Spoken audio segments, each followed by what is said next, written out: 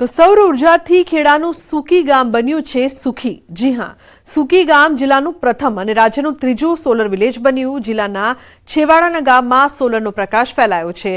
કપડવંજ તાલુકાના છેવાડાના સુકી ગામમાં પ્રધાનમંત્રી સૂર્યઘર મુફ્ત બિજલી યોજના અંતર્ગત 178.29 કિલોવોટ સોલાર અને ઓનગ્રીડ સિસ્ટમ્સની સફળ સ્થાપના કરવામાં આવી છે, જેથી ગામ લોકોને વીજળીના બિલ ભરવાની ઝંઝટમાંથી મુક્તિ મળી છે।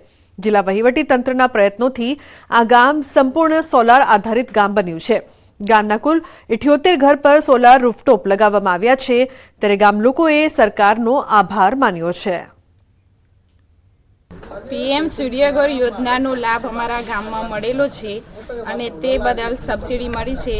सरकारश्री तरफथी 78,000 रुपया सहाय मळी, एटले लगभग 50% मां पड्युं मारे सोलार अने घणो फायदो थयो छे। હવે પહેલાં મારું બિલ લગભગ 2500 જેવું આવતું હતું, તે અત્યારે એ પૂરું થઈ ગયું ને જમા રહે છે પૈસા, એટલે ખરેખર સરકારશ્રીની આ યોજનાનો ખૂબ ફાયદો થયો છે। ગુજરાત સરકારની યોજનાનો પૂરેપૂરો લાભ લઈ સૂર્યમાંથી ઉત્પન્ન થતી વીજળીને પેદા કરી અને જે સૂર્ય વીજળી તરીકે આપણે ઉપયોગ કરી રહ્યા અને સારી એવી ફાઇનાન્શિયલ બચત પણ આ ગામને થઈ છે। તો સુરતના ડિંડોલીમાં લોરેન્સના નામે ખંડણી માંગનારા પકડાયા। ट्रांसपोर्टना वेपारी पासे 50 लाखनी मांगी हती खंडणी। आरोपी वैभव अने आदित्य उर्फे आदिनी धरपकड़ करवामां आवी छे। एक किशोर सहित 3 लोकोने पोलीसे पकड्या। तो लोरेंस बिश्नोईना नामे वेपारीने घेरीने खंडणी मांगी हती। डिंडोली पोलीसे गुनो नोंधीने आरोपीओने पकड़ी पाड्या छे। वेपारीने रोड पर घेरीने पिस्तोल पण बतावी होવાનો आरोप छे। तो लोरेंस बिश्नोई साथे संपर्क हतो के केम ते अंगे पोलीसे तपास आदरी छे।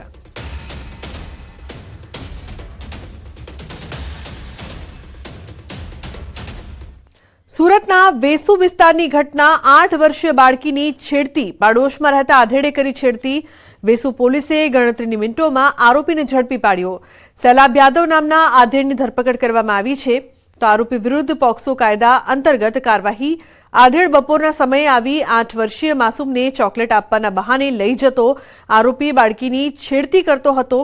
તે સમયે મહિલા તેને જોઈ ગઈ। મહિલાની જાગૃતતાના કારણે આરોપી ઝડપાયો છે। વેસુ પોલીસે આ મામલે વધુ તપાસ હાથ ધરી છે। इसने बच्ची नीचे खड़ी थी दोपहर में 1 बजे के आसपास, तो चॉकलेट देने के बहाने से सीढ़ियों में ले जाके उसके साथ गलत तरीके की हरकत कर रहा था। तो एक पड़ोस की रहने वाली एक लेडी ने देखा और उसने आवाज़ लगाई बच्ची का नाम लेके ज़ोर से। तो बच्ची उससे छूट के और नीचे आ गई और बाद में ये लोग पुलिस स्टेशन में आए। अभी आरोपी को पुलिस स्टेशन में लाया गया है, उससे पूछताछ चल रही है और FIR ड्राफ्ट की गई है उसके खिलाफ में।